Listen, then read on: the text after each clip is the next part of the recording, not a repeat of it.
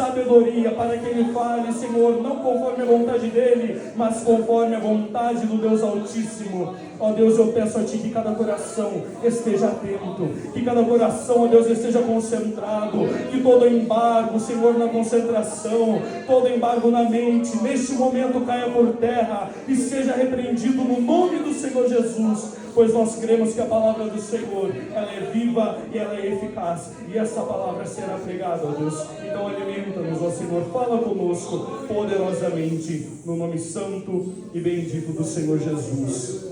Amém. Amém. Boa noite, meus irmãos. Graça e paz, amém? Amém. Aleluia. Os irmãos estão felizes por estar na casa do Senhor? Amém. Glória a Deus. Que alegria. Para mim é um privilégio poder estar aqui nesta noite.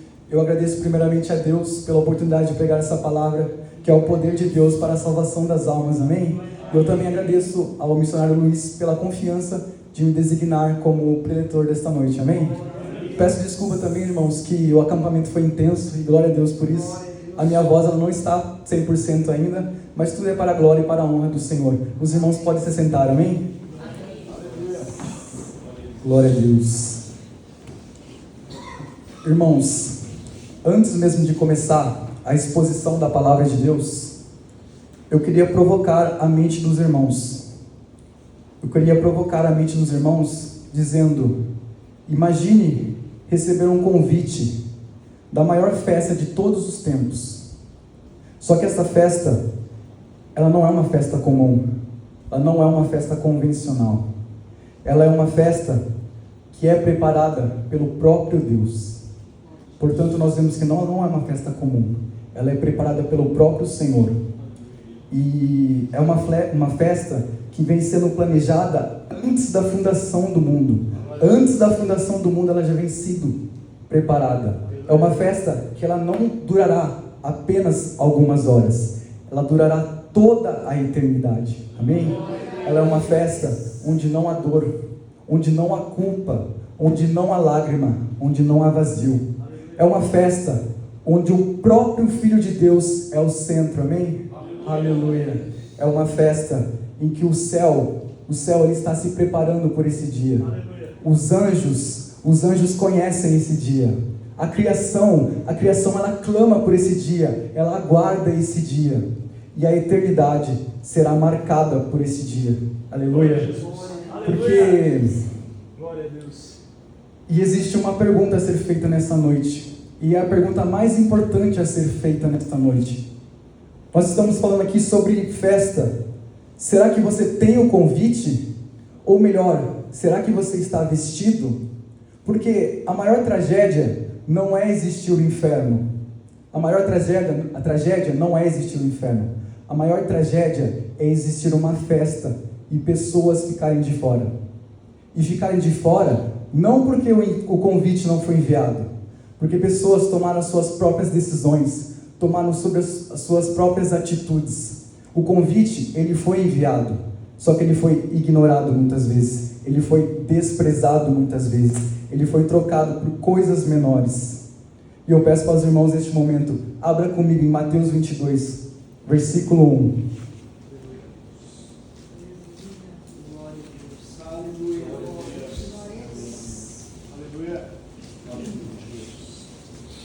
Talvez, sem perceber, essa parábola esteja falando sobre você nessa noite. Que você possa prestar atenção na palavra do Senhor. Todos acharam? Amém. Aleluia. Mateus 22, versículo 1.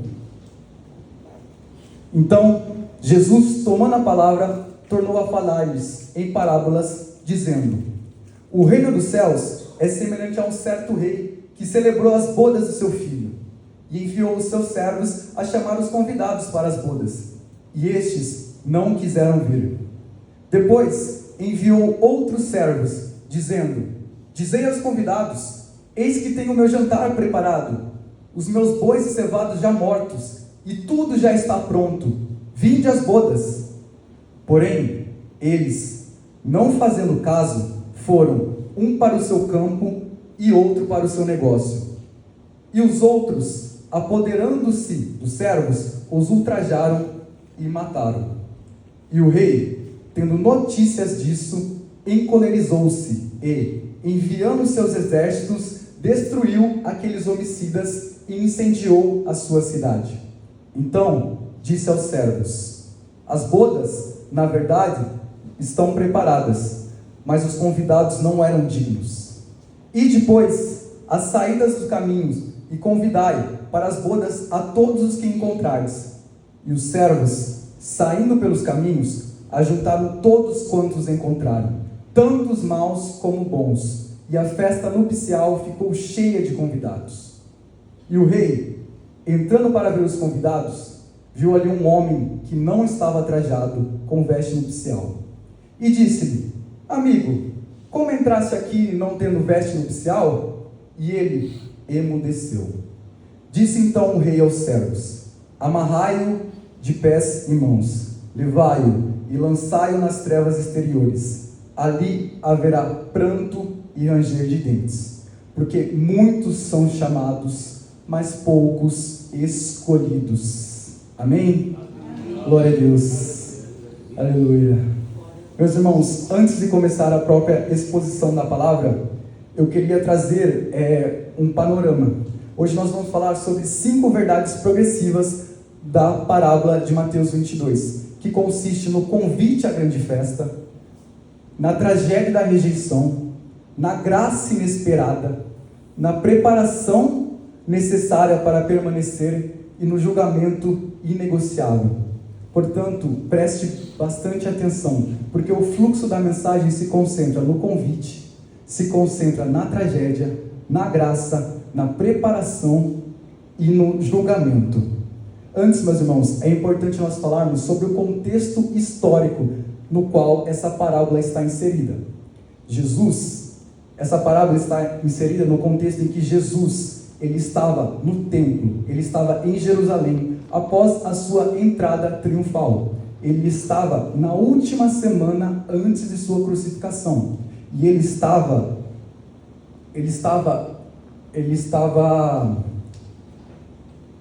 fazendo uma sequência de confrontos aos líderes de Israel, aos escribas, aos fariseus, aos sacerdotes, a todos os líderes de Israel.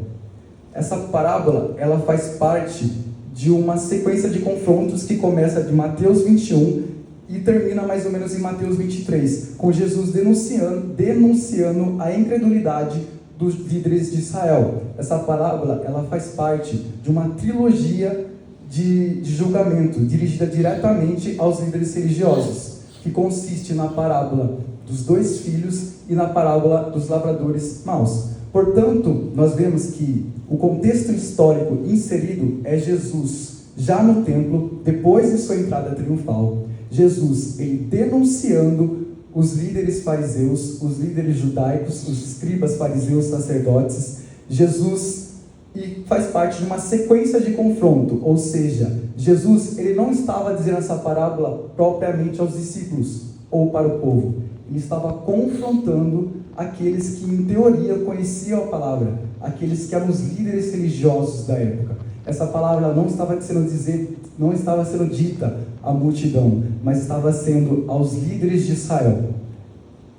E também é importante nós entendermos, se nós falamos do contexto histórico, é importante nós entendermos o contexto político, o cenário político e religioso dessa época. Israel, ele estava sob domínio do Império Romano. A palavra de Deus, ela diz que na plenitude dos tempos, Deus enviou o seu Filho. E essa plenitude dos tempos consiste em Israel sendo dominado pelo Império Romano. O Império Romano, ele foi muito importante para a propagação do Evangelho. Existiram coisas que o Império Romano fez que foi muito importante para a expansão do Evangelho. Nós já ouvimos falar sobre a Pax Romana. Então, o contexto inserido é Israel sob o domínio do Império Romano. E também, aliado a isso, se o povo estava em domínio, se o povo estava sendo dominado pelo Império Romano, o povo aguardava, havia uma grande expectativa do Messias. O povo aguardava o Messias. Como nós vimos na palavra de Deus, o povo esperava o Messias. O Messias esperado estava por vir e havia uma grande expectativa dele vir.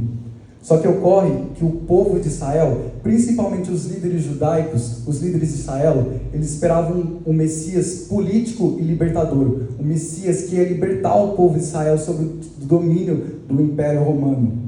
Só que acontece que nós vemos a palavra de Deus que o Messias, ele tinha um plano e ele tinha um aspecto espiritual para consumar no povo. Não era a libertação como os líderes de Israel esperavam, mas era um plano muito maior que isso que eles não eram capazes de entender. Então, nós vemos que o contexto inserido ali é os líderes de Israel espiritualmente extremamente corruptos. Eles estavam corruptos espiritualmente. Eles não estavam se atentando mais à palavra de Deus. E nós podemos ver 3 exemplos dessa situação. Nós podemos ver 3 exemplos para situar isso. Uma é quando Jesus chega ao templo e ele diz assim, que a minha casa será chamada casa de oração, mas vocês estão fazendo um covil de ladrões. Ou seja, o templo ali ele estava sendo corrompido pelos líderes religiosos. Nós também vemos que na parábola anterior, a parábola dos lavradores maus, Jesus, ele direciona exatamente aos líderes religiosos. E eles entenderam o que Jesus estava falando sobre eles. Aquela parábola, eles conseguiram discernir que estavam falando sobre ele. É maravilhoso quando a palavra fala conosco, e nós conseguimos entender, e em nós gera arrependimento. Só que acontece que para os líderes de Israel, aquilo não gerou arrependimento. Aquilo trouxe no coração deles o desejo homicida, o desejo de prender a Jesus e de matar ele. Nós vemos que o Messias estava na frente deles, o Messias estava ali, e eles não o reconheceram. Nós também vemos que questionaram a autoridade de Jesus. Eles perguntaram a Jesus, com que autoridade faz essas coisas? Eles estavam questionando quem é Jesus. Eles não reconheciam ele espiritualmente, eles não sabiam quem era aquele moço, eles não estavam reconhecendo. Também, irmãos, eu quero dizer que esta parábola, a parábola de Mateus 22, parábola das bodas, ela traz uma aplicação direta para os líderes de Israel, como nós vimos, ela traz uma aplicação direta para eles e também traz uma aplicação profética. A palavra de Deus vai dizer no versículo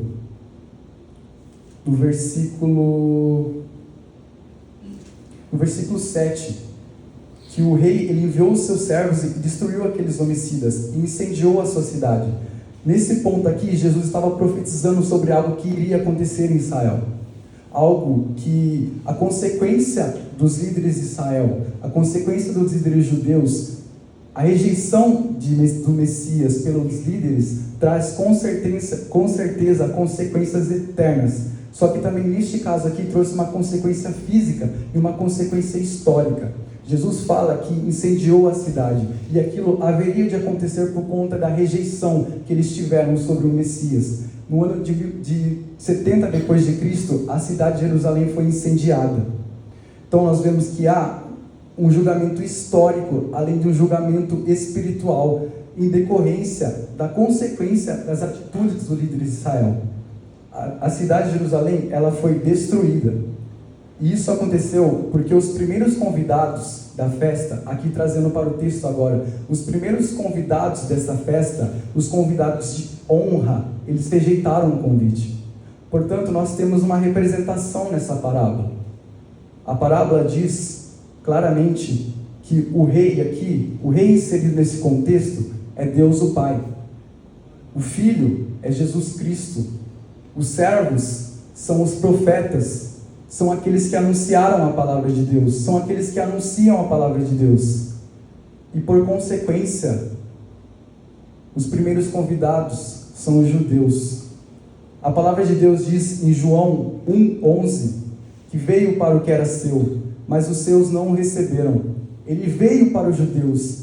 Ele diz que ele veio para as ovelhas perdidas de Israel. Ele veio para eles e eles teriam que conhecer a Jesus, mas eles não reconheceram, porque o coração deles estava em outro lugar. Eles esperavam um Messias libertador, um Messias político, e não, Jesus queria fazer uma transformação espiritual naquele povo, e eles não reconheceram. Aleluia.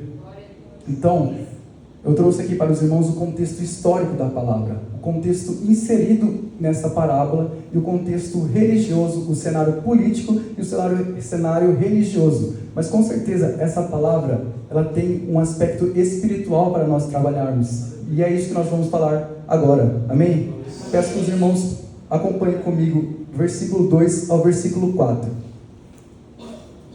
Peço licença também aos irmãos.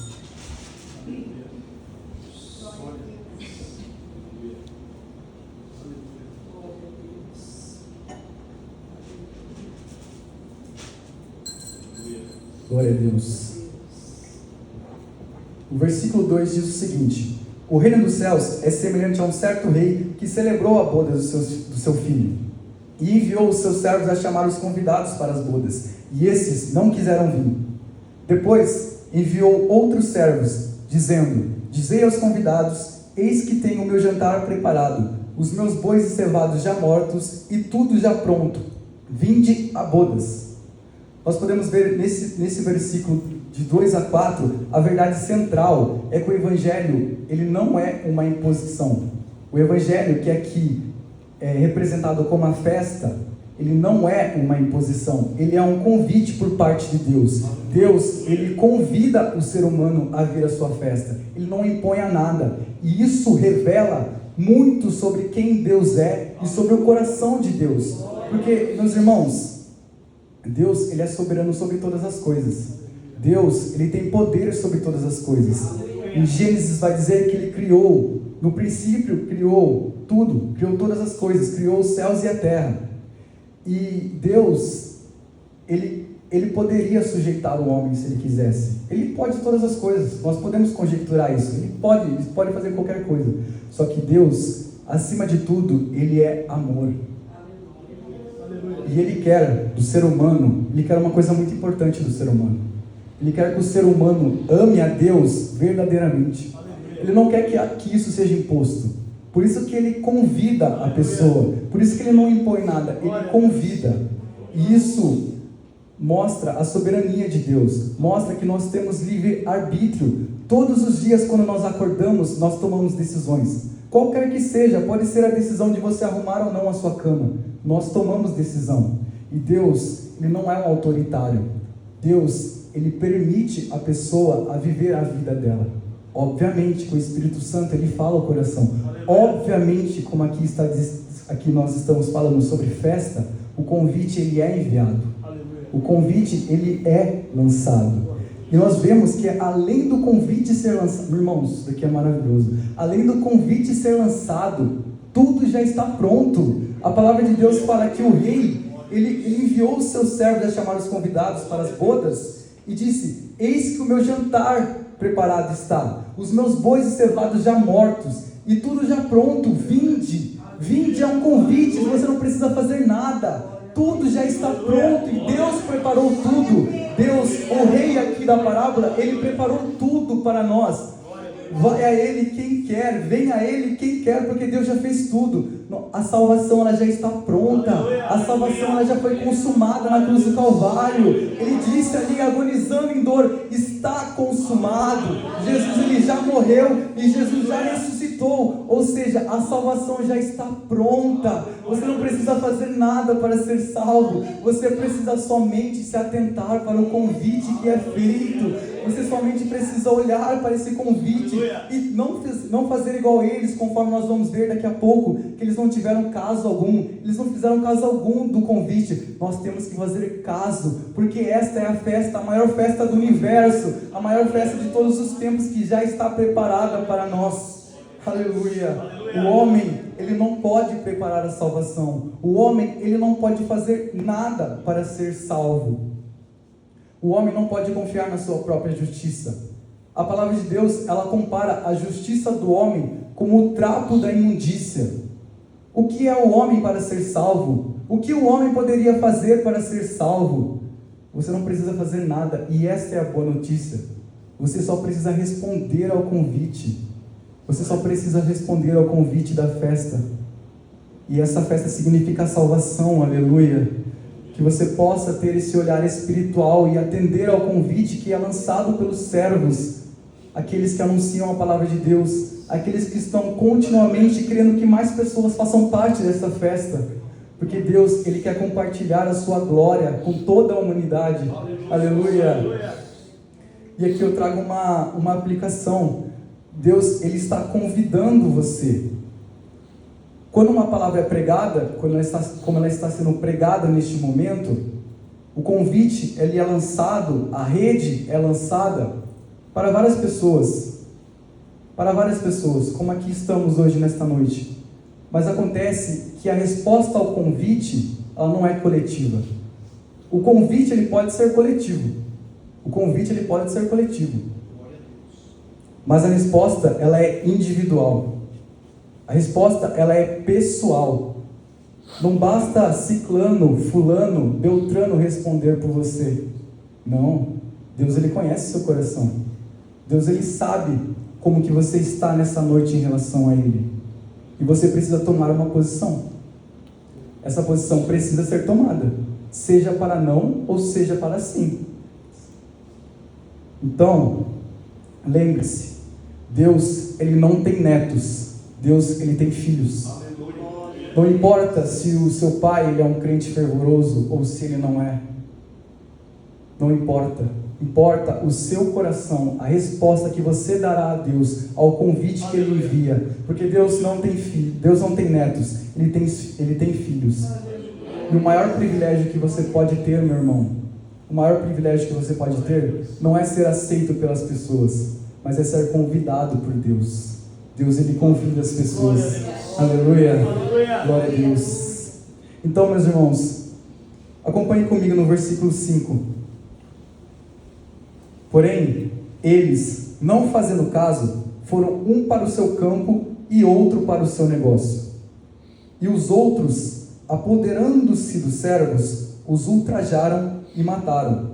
E o rei, tendo notícia disso, encolerizou-se e, enviando seus exércitos, destruiu aqueles homicidas e incendiou a sua cidade. Aleluia. Licença, irmãos, aqui minha garganta está realmente muito ruim.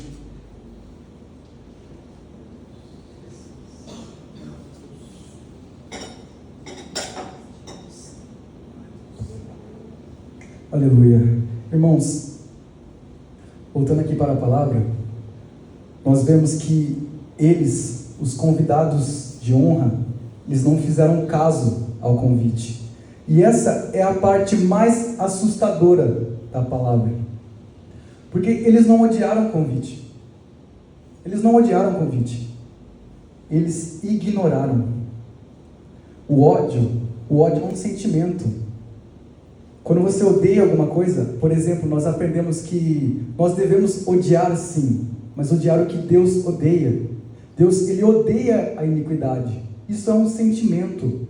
Agora, como o caso deles, quando você ignora uma coisa, ignorar significa indiferença. Significa para eles que aquele convite que estava sendo feito, ele não era um convite tão importante assim. Ele não tinha tanto valor.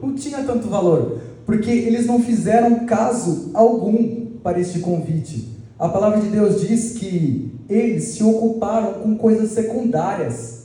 Cada um foi para o seu campo e outro para o seu negócio. Isso necessariamente não é pecado. Não é pecado. Um vai para o campo e outro para o negócio. Nós precisamos cuidar da nossa vida comum. Nós precisamos cuidar das nossas vidas. Nós precisamos trabalhar. Nós precisamos buscar o pão de cada dia. Só que isso é um problema. Quando isso que deve ser secundário torna-se a coisa primária em nossos corações. Foi o caso deles. Eles não se atentaram para o convite do rei. Eles não se atentaram para o convite da salvação. Aquilo causou indiferença no coração deles. Aquilo não moveu o coração deles, não foi suficiente. E como é triste quando uma pessoa ela se torna indiferente para com Deus. Tanto faz ela estar na casa de Deus quanto não estar. Tanto faz ela estar adorando a Deus como não faz. É aquele crente domingueiro. Vem uma vez por semana, não se atenta pelas coisas de Deus, não busca as coisas de Deus. É triste quando uma pessoa se torna indiferente a Deus.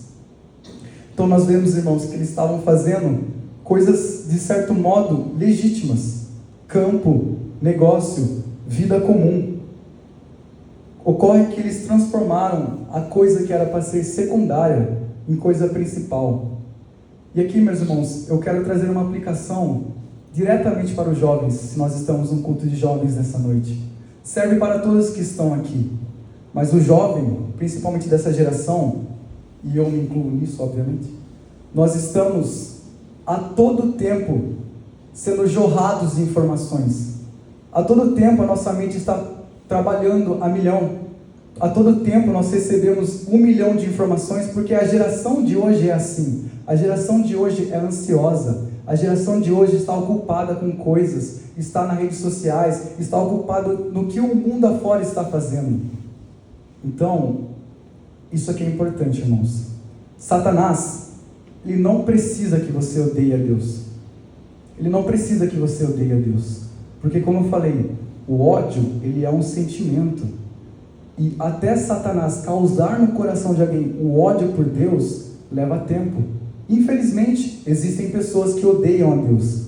Mas Satanás, ele é ardiloso, ele é sutil. Então, ele não precisa que o jovem, ou que o servo de Deus, ou que o adulto, a criança, odeie a Deus. Ele só precisa que você esteja distraído. Ele só precisa que você esteja distraído com outra coisa que não seja o reino de Deus. Ele só precisa que você tenha o olhar seu não fixado para o autor e consumador da fé, mas olhado para outra coisa, fixado em coisas secundárias, não propriamente pecados, como é o caso dos convidados aqui. Não era um pecado que eles estavam fazendo, mas se tornou um pecado por conta daquilo ocupar o coração deles, por aquilo deixar eles distraídos, eles não se atentarem ao convite à salvação. Então, se Satanás não precisa que você odeie a Deus, precisa somente que você esteja distraído, nós podemos concluir que o inferno, ele está cheio de pessoas que querem ir à festa. O inferno, ele está cheio de pessoas que querem ir à festa.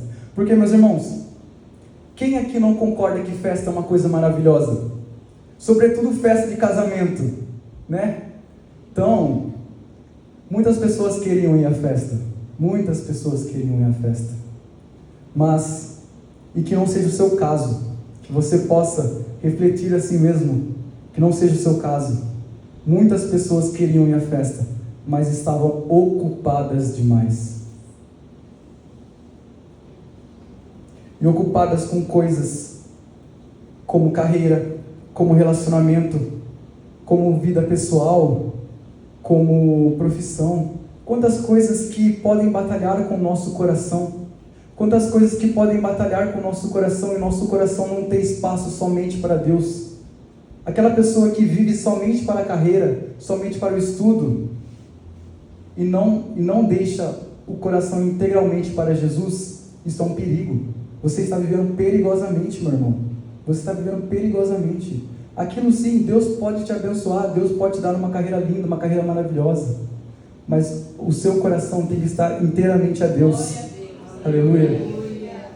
Então, meus irmãos, nós vemos que rejeitar o Evangelho, como foi o caso dos convidados de honra, e como é o caso de muitas pessoas que estão ocupadas demais, rejeitar o Evangelho, ela traz consequências eternas.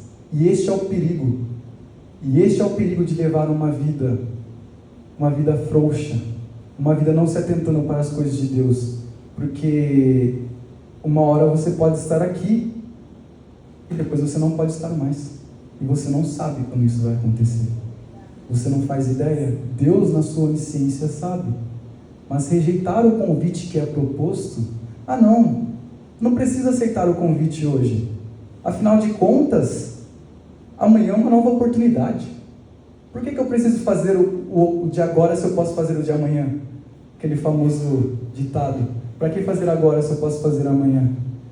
Mas ocorre que nós não temos onisciência como Deus. Deus sabe o momento, mas nós não sabemos.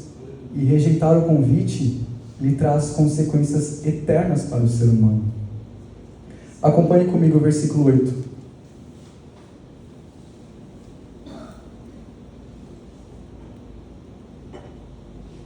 Então o rei disse aos servos: as bodas, na verdade, estão preparadas, mas os convidados não eram dignos. E depois a saída dos caminhos, e convidai para as bodas a todos os que encontrares. E os servos, saindo pelos caminhos, ajuntaram todos quanto encontraram, tanto os maus como bons. E a festa nupcial ficou cheia de convidados. Aleluia. Irmãos, aqui está um ponto extremamente maravilhoso dessa parábola. Aqui trata-se do choque da graça. A festa, ela não é para merecedores. O texto ele diz tanto maus quanto bons. A festa não é para merecedores. Aliás, eu e você não merecemos. Eu e você não merecemos nada. A festa, ela não é para merecedores. Ela é para aqueles que são chamados, para aqueles que o convite é enviado. A graça, ela focaliza na alegria da festa. Deus, ele não queria compartilhar a sua glória e a glória do seu Filho unigênito somente com os convidados de honra, somente com o povo de Israel. Ele queria, e ele quer, aliás, ele quer com toda a humanidade. Ele quer compartilhar com toda a humanidade. Aleluia. Isso é maravilhoso. A graça é a oportunidade imerecida de Deus para os pecadores. A graça é o amor imerecido de Deus para os pecadores. Aqui o convite ele foi expansivo. Ele não permaneceu somente aos convidados de Israel, somente aos primeiros convidados, os convidados de honra. Ele foi expansivo. E esse convite, como uma flecha na mão do valente, ele foi arremessado e alvejou os nossos corações, alvejou o meu coração, alvejou o seu coração. Aleluia, glória a Deus. O rei, ele não enviou o convite apenas para os nobres, mas ordenou que seus servos buscassem aqueles que eram classificados como maus e bons. Isso mostra que a entrada no reino de Deus não depende do pedigree moral da pessoa. A entrada no reino de Deus, eu até anotei aqui para não esquecer. A entrada no reino de Deus não depende do pedigree moral, mas da soberania da graça. Deus não está preocupado com quem você é. Ele convida e diz: vinde a mim, vós que estáis cansados e oprimidos, e eu vos aliviarei. Ele nos alivia. Ele não está, a primeiro momento, ele não está ocupado com quem você é. Se você é culto ou se você não tem tanta cultura, se você é grande ou se você é baixo no sentido de poder, se você é poderoso ou não, se você é rico ou se você é pobre, Deus, ele não está interessado no pedigree moral da pessoa, em quem ele é, mas ele revela a soberania da graça, quando o convite ele é ampliado para todas as pessoas. A graça, meu irmão, a graça, meus irmãos, ela é tão vasta que o mendigo, ele é convidado a assentar-se à mesa do rei. Até mesmo o mendigo, aquele que não tem nada, aquele que é reputado pela sociedade como escória, ele é convidado a assentar-se à mesa. Glória a Deus. Irmãos, o grande Charles Spurgeon dizia que a pregação do Evangelho nada mais é do que um mendigo anunciando a outro mendigo onde buscar pão. No contexto inserido aqui, não somente pão, mas um banquete, porque é uma festa maravilhosa, porque é uma festa tremenda. Não somente pão, o mendigo, aquele que não tem nada, ele encontra um banquete já preparado.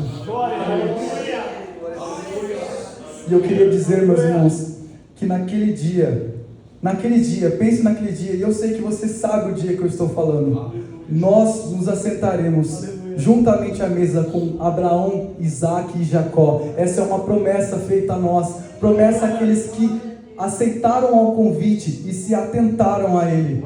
Aleluia, glória a Deus, glória a Deus, aleluia. Irmãos, acompanhe comigo agora o versículo 11. E agora essa é a parte que eu quero que você preste muita atenção mesmo. Se necessário for, não pisque, para não perder a sua atenção, amém? O versículo 11 diz assim: e o rei, entrando para ver os convidados, viu ali um homem que não estava trajado com veste nupcial. Repito, o rei, entrando para ver os convidados, viu ali um homem que não estava trajado com veste nupcial. Aqui, meus irmãos, entra a veste nupcial. Este é o quarto momento das 5 verdades progressivas dessa palavra. Nós já estamos no quarto. Este é o momento da preparação necessária para permanecermos na festa.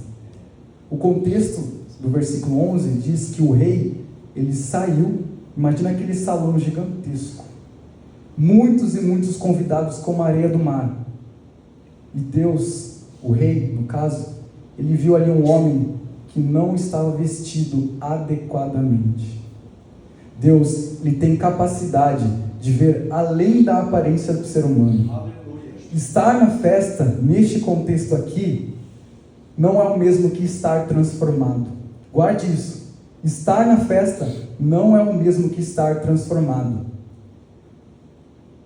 Observe algo assustador na parábola. O homem, ele estava dentro da festa. Ele não estava fora. O rei, ele saiu ao salão e viu um homem ali. Ou seja, ele estava na festa. Significa que ele não rejeitou o convite necessariamente. Ele entrou. Mas aconteceu um mas ali. Ele foi expulso dessa festa. Ele foi expulso dessa festa. E isso nós podemos trazer para nós algo que destrói uma falsa segurança. Licença.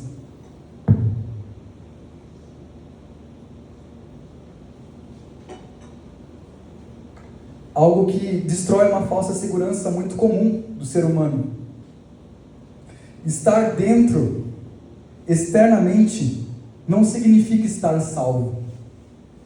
Quantas pessoas que estão dentro da igreja, que estão ali participando da festa, estão participando do culto, mas não estão vestidos adequadamente.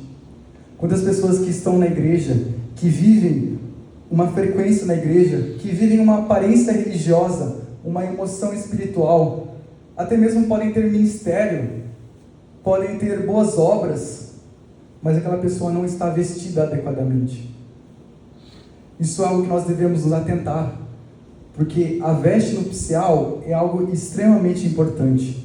O homem, ele estava na festa, e ele parecia fazer parte da festa, mas Deus, aquele que consegue olhar além da aparência, ele viu algo muito estranho ali. Ele viu algo muito estranho.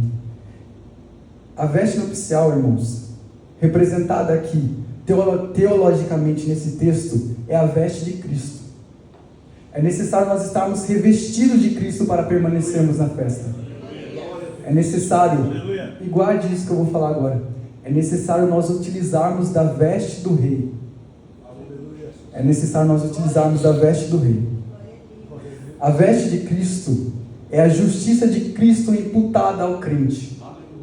É algo imputado ao crente pela fé. A veste nupcial significa a veste de Cristo, a justiça de Cristo imputado ao crente pela fé. E eu queria trabalhar um pouco sobre esse termo imputar. Esse termo imputar é extremamente importante. Ele é um termo jurídico / financeiro que significa algo não inerente a alguém, algo que não é dessa pessoa, mas que é contabilizado a ela. O termo imputar significa algo que não é inerente à pessoa, mas que é contabilizada a ela. Esse termo determina, se é algo jurídico, determina a nossa posição legal em relação a Deus. O homem que está vestido de Cristo, ele tem uma posição em relação a Deus. Deus, ele não vê mais este homem como um pecador, mas ele vê este homem através da ótica de Cristo, através daquele que foi justificado por Cristo, por aquilo que Cristo fez nos é imputada a justiça, não porque nós éramos merecedores, não porque nós fizemos alguma coisa para receber, mas porque Cristo, no seu ato, de seu sacrifício na cruz do Calvário, Ele justificou toda a humanidade. O conceito aqui é a substituição primariamente. Ele não era digno de estar lá.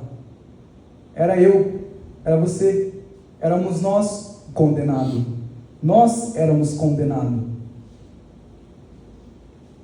E isso esbarra no sacrifício. O sacrifício que é nada mais do que a troca do inocente por um culpado. Jesus tomou o nosso lugar naquela cruz. Nós éramos merecedores de estarmos lá. Nós éramos os condenados. Mas Ele, por a sua graça, por a sua misericórdia, por seu amor, tomou os nossos lugares. Então, a partir desse momento em que a justiça de Cristo, o seu sacrifício foi imputado a nós, foi dado ao crente, o nosso pecado, o que era nosso, o que era do homem, o pecado do homem, foi lançado em Cristo. A palavra de Deus diz que Ele verdadeiramente tomou sobre Ele as nossas enfermidades e doenças. O castigo que nos traz a paz estava sobre Ele, e pelas suas pisaduras nós fomos sarados. Aquilo que era do homem foi lançado a Cristo, foi lançado em Cristo na cruz do Calvário. E o que era de Cristo é dado ao homem, que é a justiça. Aleluia! Glória a Deus! E aqui nós temos, irmãos, um duplo significado da veste de Cristo. Nós vimos que a veste de Cristo é a justiça imputada, é a posição do homem em relação a Cristo, em relação a Deus, algo que é imputado, algo que é contabilizado, que não é de nós mesmos, que não é inerente, mas é que é dado pela graça de Deus, pela posição em Cristo. Nós podemos chamar aqui a justiça imputada, o primeiro aspecto, o duplo significado da veste, aliás. A justiça imputada, a posição, não é baseada no que nós fizemos, mas no que Cristo fez. Significa que o pecador é declarado justo perante Deus. 2 Coríntios 5:21 diz: aquele que não conheceu o pecado, o fez pecado por nós, para que nele fôssemos feitos justiça de Deus. Isso significa, você não entra na festa com a sua própria justiça ou com a sua obra, aquilo que você acha que você tem, mas com a justiça de Cristo. Sem isso, ninguém entra. Ou seja, aquele homem, ele foi expulso daquele lugar porque ele não tinha a veste nupcial. Ele não tinha sobre ele a justiça de Cristo. Ele até aceitou o convite, mas ele não tinha sobre ele a justiça de Cristo. A justiça imputada, aquela que nós recebemos quando nós aceitamos a Cristo, quando nós aceitamos o sacrifício dela, ela tem um status. E esse status é instantâneo e completo. A obra que Cristo fez na cruz do Calvário, ela é completa, ela é perfeita, ela é gloriosa, ela não precisa de mais nada, ela é instantânea na vida do homem. Mas existe um segundo aspecto da justiça, que é o aspecto moral e prático da vida cristã, frequentemente também chamada de santificação. A justiça vivida é a santificação do crente. É o processo pelo qual o Espírito Santo infunde graça no coração, permitindo que a justificação de Cristo manifeste no caráter e nas ações das pessoas, nas ações do crente. A vida, ela muda, os desejos mudam, os afetos mudam e a direção muda. Tudo que aquele homem tem é mudado por Cristo, porque nós somos santificados. E o primeiro aspecto, a justiça imputada, tem um status instantâneo. Essa já não é instantânea, ela é dinâmica, ela cresce, ela vai crescendo até ser dia perfeito, ela vai crescendo até ser perfeita na eternidade, ela vai crescendo, ela é dinâmica e progressiva. Aleluia. E aqui eu queria colocar agora tudo isso que nós aprendemos, a justiça imputada e a justiça vivida, que também é conhecida como santificação, trazer ela, toda a teologia que nós aprendemos, trazer ela para o texto. O homem sem veste representa uma pessoa não regenerada no reino de Deus. O homem sem veste representa uma pessoa que não regenerou. Uma pessoa que se atentou para o convite, mas ela não quis a transformação real. Ela ouviu o Evangelho, ela aceitou externamente, entrou no reino de Deus, mas nunca foi transformado. Ele queria a festa, mas não queria a transformação, porque a transformação ela é árdua, a transformação ela não é fácil. É necessário nós negarmos a nós mesmos todos os dias. Ela não é fácil a santificação. É necessário que o homem, a mulher, não se atente somente para o desejo do coração, mas se atente para aquilo que o Espírito Santo fala e faz. É necessário nós sermos santos para permanecermos na festa. Ele queria a festa, mas não queria a transformação. Ele queria o rei. Ele queria os benefícios, aliás. Ele queria os benefícios que a festa poderia proporcionar, mas ele não queria o rei. Quantos de nós, quantos na verdade que são assim? Quantos que querem a festa, querem os benefícios da festa, querem fazer parte dela, mas não querem saber da transformação? Querem um milagre, mas não querem o autor do milagre. É necessário nós tomarmos cuidado. O convidado sem veste é o homem que acha que a sua própria justiça, o homem que acha que suas próprias obras de caridade, é o homem que acha que a sua veste, sem ser a veste de Cristo, é suficiente, o bastante para fazer parte do banquete. Só que na verdade, o homem fazendo isso, achando que com os seus próprios meios, com a sua própria força, ele é capaz de fazer parte do banquete, ele está ofendendo ao rei, por considerar que a veste que ele fornece é desnecessária. Aqui, irmãos, eu queria trazer um ponto que era costumeiro, era comum no Antigo Oriente. Era comum no Antigo Oriente que o rei, neste caso, que o dono da festa, que aquele homem, ele não somente preparasse o banquete, não somente convidasse, mas ele desse a veste também. Era ele quem fornecia a veste. No contexto da época, no contexto do Antigo Oriente, no qual essa parábola está inserida, era costumeiro, era comum que o rei, ele fornecesse a veste. Portanto, para nós permanecermos na festa, para nós permanecermos na festa, é necessário nós vestirmos adequadamente, e vestirmos com aquela veste que o rei fornece, aquela veste que o rei fornece, e essa veste ela tem um nome, Cristo, somente isso, 5 letras, Cristo, Aleluia! 6 aliás, pensei agora, Cristo. Romanos 13:14 diz: mas revesti-vos do Senhor Jesus Cristo.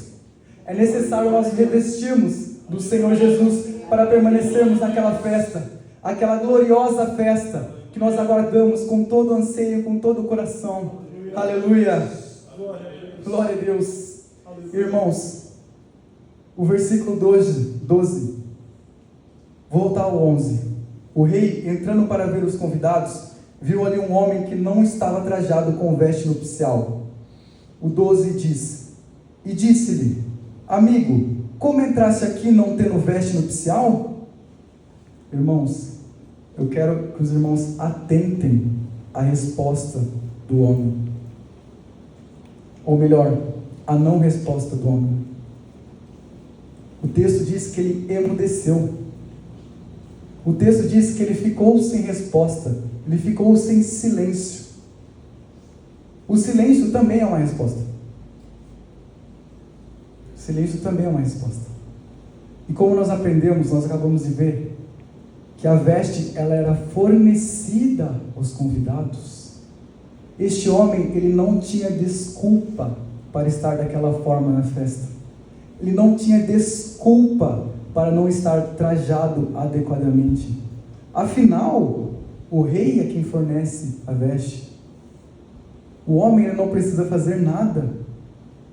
Nós já falamos que o homem não precisa fazer nada, que a salvação já está pronta, e ainda a veste é dada. A veste é fornecida de graça, literalmente, de graça, sem precisarmos fazer nada. Aquele homem, ele emudeceu, ele ficou quieto, porque ele não tinha desculpas para dar ao rei. A veste fornecida, a veste estava disponível, mas ele não quis, ele não usou, porque ele não quis. No dia do julgamento, o homem que é hipócrita, ele não terá desculpas. Ele não poderá dizer, eu não sabia. Ele não poderá dizer, eu não posso comprar, eu não pude comprar. Ele não poderá dizer nada disso, porque a veste, ela está à disposição. No caso deste homem, ela estava à disposição. E para nós hoje, ela está à disposição. Enquanto há vida, há graça. Aleluia. Enquanto há dia, há oportunidade da palavra de Deus ser pregada, ser enviada, ser lançada como uma rede. Portanto, o hipócrita, ele não poderá dizer nada a Deus. O silêncio desse homem e o silêncio daquelas pessoas que quando perguntadas, amigo, como entraste aqui não tendo veste nupcial? O silêncio que essa pessoa responderá e o silêncio que esse homem respondeu revela, prova que o pecado dele, o pecado deste homem e o pecado dessas pessoas é deliberado. É deliberado e é orgulhoso. Representa o pecador que rejeita a justiça que Deus oferece. O homem que escolhe não se vestir da veste fornecida representa espiritualmente o pecador que escolhe rejeitar a justiça de Deus denominada como Cristo Jesus. Veja que Deus, além de preparar a festa, a bodas de seu filho, além de preparar o banquete estava pronto, os cevados e bois mortos, ele fornece a veste que identifica o convidado como adequado para estar naquele ambiente. Tudo realmente está preparado. Basta aceitarmos o convite. Basta nos atentarmos a esse chamado e vestirmos adequadamente. Por isso, a pergunta mais importante desta noite: você tem um convite? Ou melhor, você está vestido adequadamente? A justiça de Cristo foi imputada em você? Você reconheceu o sacrifício de Cristo? Você reconheceu a obra dele no Calvário? Deus, não sou eu que faço essa pergunta a você. Deus te faz essa pergunta. O Espírito Santo te faz essa pergunta. E se hoje ouvirdes a sua voz, não endureçais os vossos corações. Deus quer que você saia daqui sabendo se você tem a veste consigo, se você está vestido, se você está revestido de Jesus. Eu repito, Romanos 13:14, mas revestir-vos do Senhor Jesus Cristo. Aleluia. Mas eu tenho uma boa notícia para você, irmão. Existem alguns sinais bíblicos de você saber se você está vestido de Cristo. Deus acabou de perguntar para você se você está vestido. E através desses sinais bíblicos, você pode confirmar no seu coração se você realmente está vestido ou não. Um dos sinais bíblicos de que você está vestido de Cristo é se você confia somente nele para a sua salvação. A Bíblia diz que Jesus é suficiente, o sacrifício de Jesus é suficiente. Aleluia. Será que você realmente acredita e confia nele como seu Salvador? Ou isso só é dito da boca para fora? Outro sinal é se você odeia o pecado. Deus odeia a iniquidade.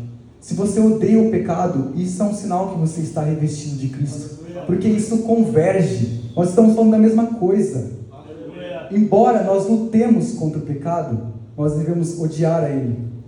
Se você deseja somente agradar a Deus, também é um sinal de que você está vestido de Cristo. Se você não deseja agradar a sua carne, mas agradar a Deus, é um sinal de que você está revestido de Cristo. Se você ama Cristo, se você ama verdadeiramente a Cristo, e não somente o que Ele pode fornecer à sua vida, porque Cristo Ele pode fazer muito por nós. Cristo Ele cura, Ele purifica, Ele santifica, Ele pode fazer milagres, Ele é tremendo e poderoso, mas nós não devemos amar ao Senhor Jesus Cristo por aquilo que Ele faz, mas sim por aquilo que Ele é. Aleluia! Tudo isso não se trata de perfeição, mas se trata de transformação real. Aleluia. Se você tem buscado a transformação real no seu coração, aleluia, é um sinal, uma evidência de que Cristo foi gerado em você. Aleluia! Aleluia! Glória a Deus! Jovens, eu digo a vocês e também digo a mim, vamos viver para Deus. Vamos viver para Deus como se... Viver para Deus como se por nada, viver para Deus por nada, até aprender que isso é tudo para as nossas vidas. Nessa fase da vida, a juventude, é a fase que nós aprendemos que tudo é vaidade. Nesse ponto da vida, acho que você já entendeu, e eu falo diretamente aos jovens nesse momento, que a juventude, a vida é uma vaidade. Portanto, não troque as coisas eternas pelas coisas efêmeras, pelas coisas aqui da terra. Se atente pelas coisas que são de Deus. Se atente pelas coisas que são de Cristo. Que você possa se despojar do velho homem, para que nasça, para que seja gerado Cristo em nossos corações. Aleluia. A conclusão que nós podemos entender, então, é que a veste nupcial não basta estar na igreja. Não basta estar aparentemente bem vestido. Não basta supostamente responder ao convite. É preciso, e essa é a conclusão, é preciso estar revestido de Cristo. Aleluia. Glória a Deus. Acompanhe o versículo 12 comigo. Aliás, 12 a 14. E disse-lhe: amigo, como entrasse aqui não tendo veste nupcial? E ele emudeceu. Principalmente agora o 13 e o 14. Disse então o rei aos servos: amarrai-o de pés e mãos, levai-o e lançai-o nas trevas exteriores.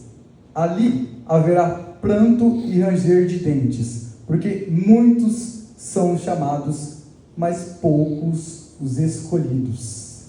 Aqui está o julgamento final.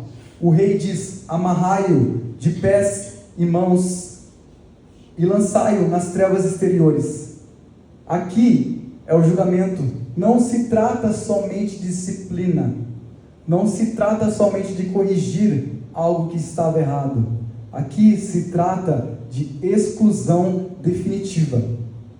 Aquele homem que foi encontrado na festa, naquele salão cheio de pessoas, bem vestidas, aquele homem que não estava vestido adequadamente, ele teve, por final, como consequência dos atos dele, consequência da veste que ele apresentava naquele lugar, a exclusão definitiva. O Evangelho, ele é um convite para uma festa, e também é um convite para uma vida nova com Deus. Muitos foram chamados, mas poucos foram escolhidos. As trevas exteriores representam a separação eterna do homem para com Deus. Aquele homem, ele experimentou, e aqueles homens que não estiverem vestidos com a veste nupcial experimentarão a separação eterna. Aqui é o lugar onde a parábola termina com um peso esmagador. O peso esmagador da separação eterna de Deus. Não há nada que seja mais esmagador do que isso. Não há nada que seja mais triste do que isso. Portanto, hoje, o convite, ele está diante de você. Você não precisa conquistá-lo. Você precisa recebê-lo somente. Você precisa, e aqui eu falo com todo o meu coração, você precisa se render a Cristo.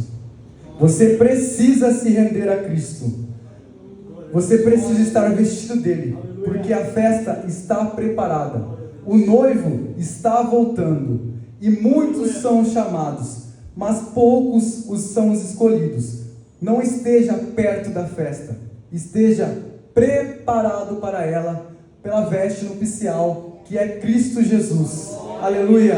Que você tenha prestado toda a atenção nessa palavra, que tenha ficado claro o quanto é necessário Romanos 13:14 em nossa vida, mas revestivos do Senhor Jesus Cristo. Aleluia. Que você leve consigo a veste adequada, não as suas obras, não aquilo que você reputa como ideal para se apresentar diante de Deus, mas Cristo, Cristo, Cristo e somente Cristo. Aleluia. Aplauda ao Senhor. Aleluia.